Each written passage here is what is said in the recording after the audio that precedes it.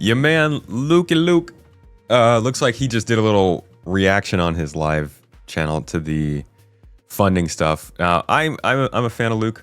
I like his content. I've watched his stuff for quite a while, and I know he himself is actually into Star Citizen. If you go back to his main channel and you go to his oldest videos, you will find like let's see, yeah, like here's a Star Citizen video.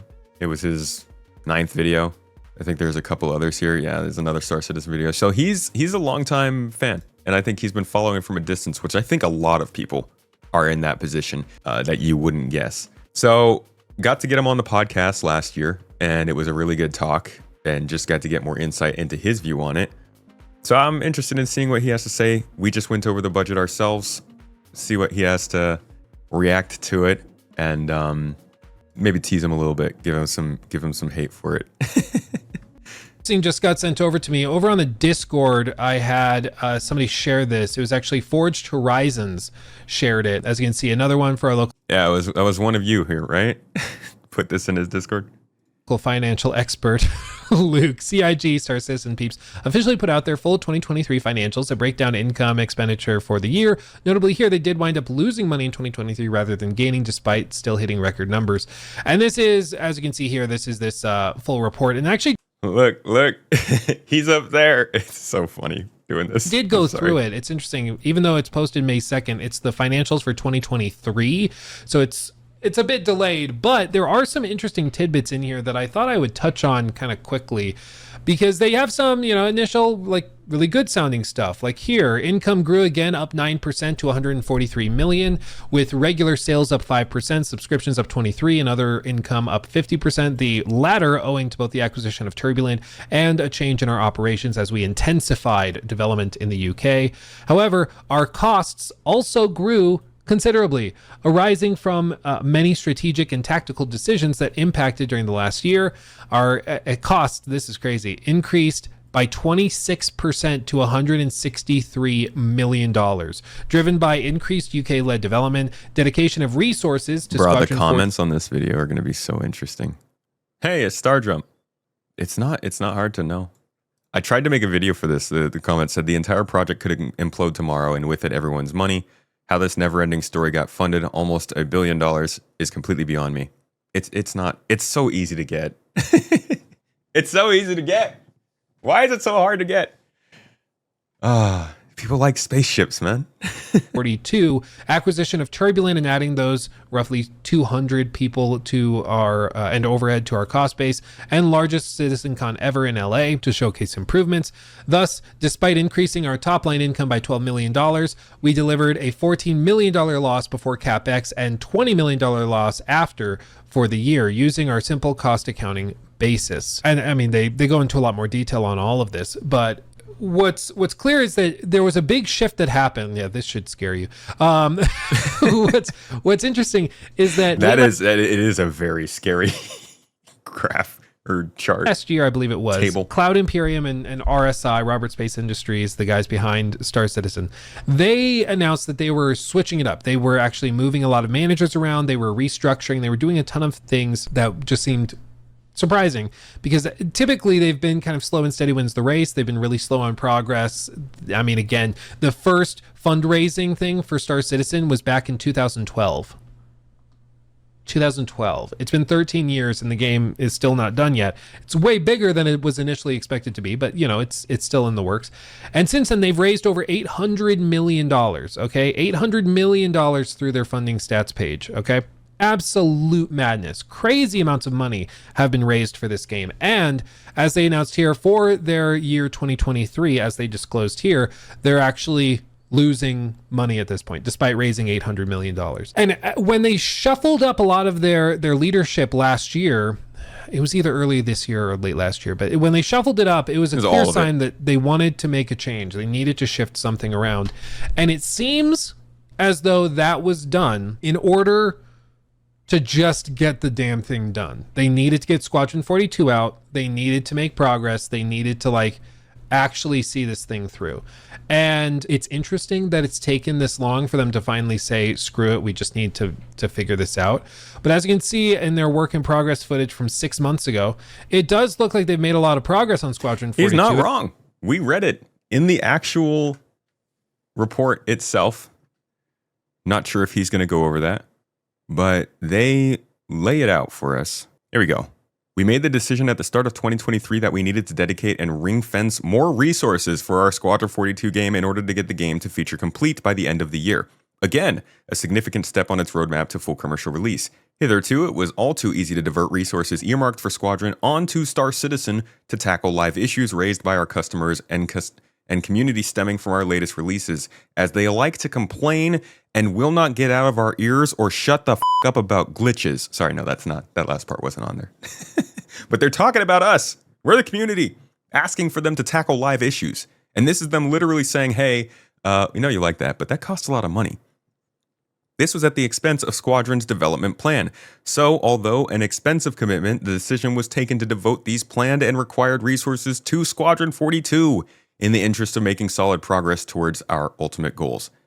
So, yeah, Luke's pretty right about that part. Work in progress footage from 6 months ago, it does look like they've made a lot of progress on Squadron 42. It actually looks like a game now. It looks real. And I think there's a lot of, positive things. The little face you showed the model glitch. Swapping. I forgot about this. Yeah, watch. His face model just completely swaps. I appreciate that it's real gameplay footage instead of something faked. But they just swap face. Wait, the guy in the background's face also swaps. Look at this. Right here. Watch, you can see his, I think it's the whole, watch as he shifts, you can see his nose faked. growing back here. Look at that. You see that? They just swap. His ear gets bigger. Face models entirely. That's what? so weird. I think it also happens to the guy in the background too. You see? Yeah. His face also changes. So I think everybody's face models changed. It's just weird. But I'll just shift faces for maybe that happens. You don't know. Maybe we all face model shift while we're sleeping, just for like a split second so nobody sees it. How do you disprove that? Anyway, weird face model swaps aside. Oh, and it swaps back. I think that they just need to get it done. And it's clear at this point that the money that's coming in is starting to slow a bit.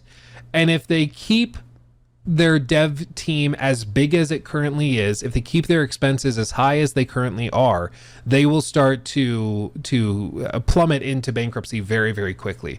The further out you extend and leverage, the easier it is for things to fall apart. The old example that my finance professor, Professor Sanning, always gave was, he was like, if you're going to try to keep your arms taut, you keep them close to your body, right? Like if you're going to try to brace up against, two walls and you're between the walls and you just want to hold yourself up, you're going to go like this, use your elbows and keep it close to you because you're not super leveraged out there. It's closer to your body. It's easy. He's like, if you hold something like your arm straight out at your side, it doesn't take a lot of weight or force to pull you down, to pull it all the way down. Because once you overextend, you're over leveraged, a little bit of weight can tear you down real quick. And that's what happens with a lot of companies, is that they expand too quickly, they expand like crazy, and then things go bad for a year or two, and they can't pay everybody's salaries, they can't pay for the leases, everything just implodes because they extended out way, way too far,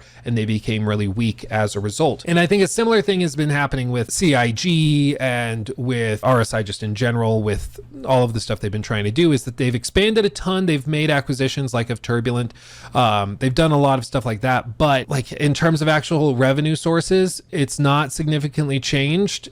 It's kind of the same old, and they are seeing increased development costs. As you can see here in 2023, contracted game development costs rose to $12.4 million, a 15% increase. The rest of the world region, headed by the UK, leads all development activities, including Turbulent development that was previously managed out of the US. And then you see other things like they threw this CitizenCon that they did. They have other things, CapEx and investments. As you can see, year over year, it's been kind of slow and steady where, the blue is the salaries.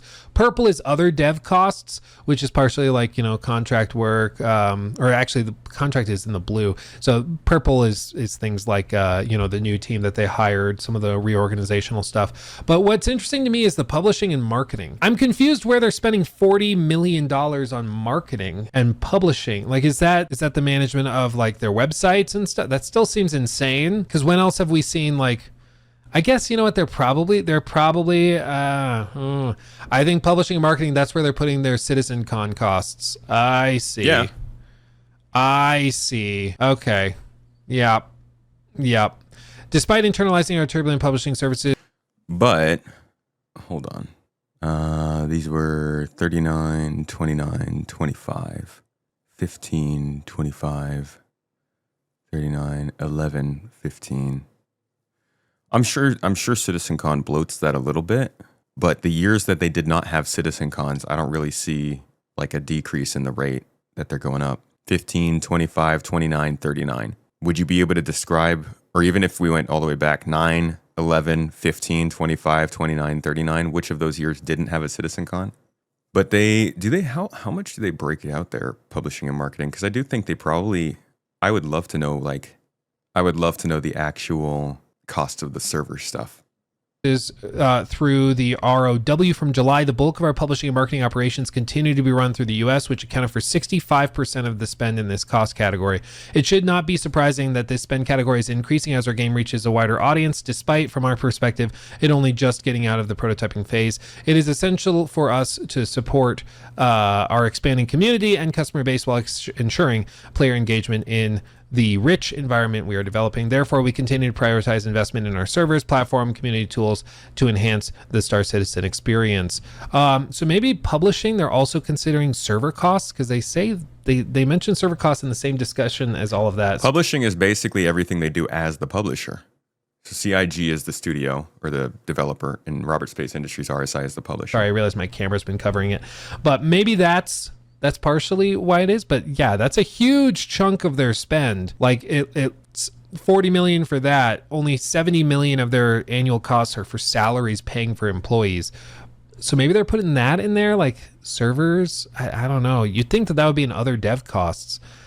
I'd have to see it broken down a little bit more. As you can see here, general and admin, they say that this here includes capital expenditure for hardware, software, fixtures, fittings. I want to go back to something he was saying. I was going to see if he was going to go deeper into it. I think there's a little bit of context missing from earlier on in this video, talking about kind of their losses and how things are progressing. I think a lot of what's going on with CIG right now has to do with the fact that Squadron has taken a while to release.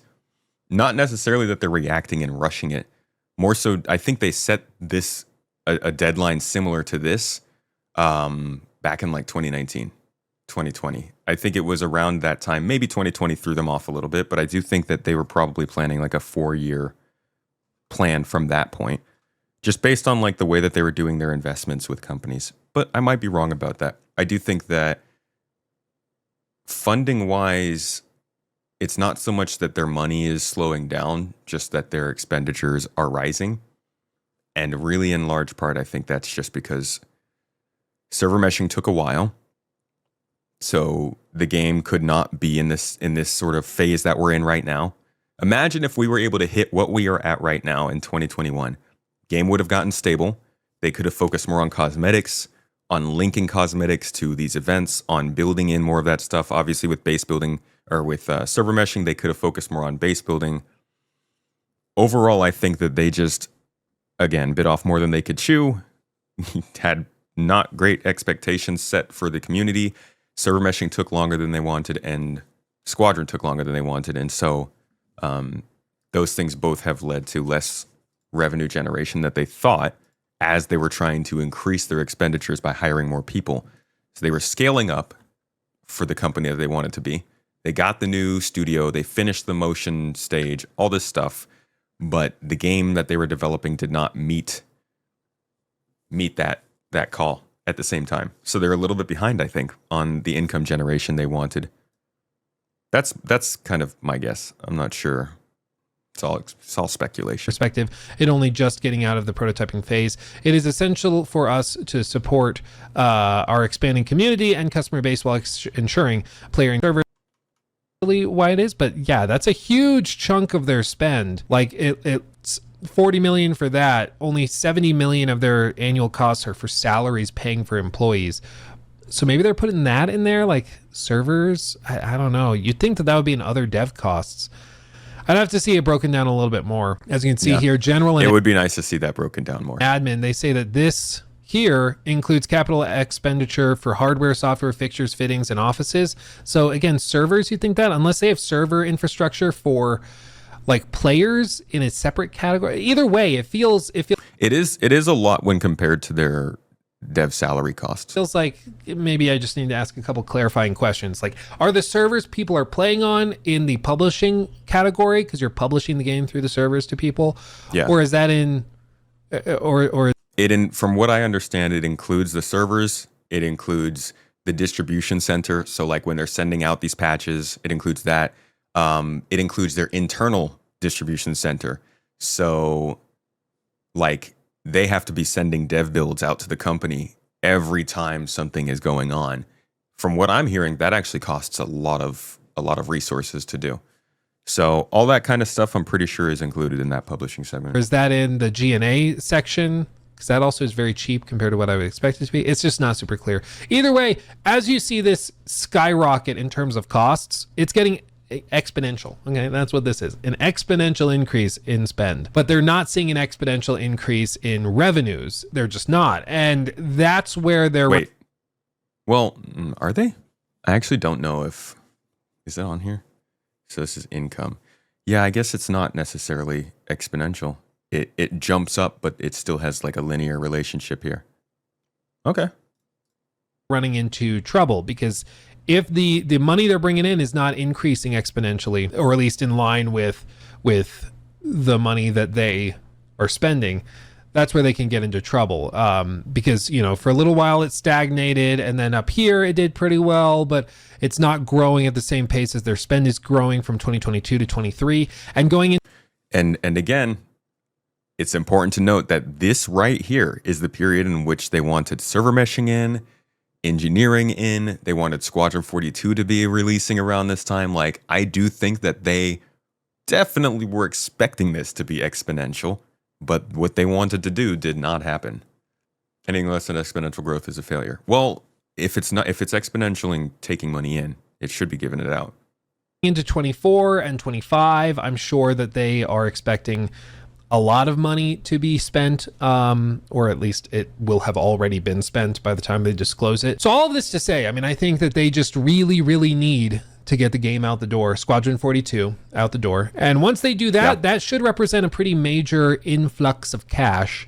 And I think that's why they're hoping that they can get it out the door so that they can get a big wave of, you know, 100, 200, 300 million dollars of revenue that they can then spend to finish up the persistent universe and then launch that as its own living, breathing game. They can set up a subscription model to generate recurrent revenue. And Luke!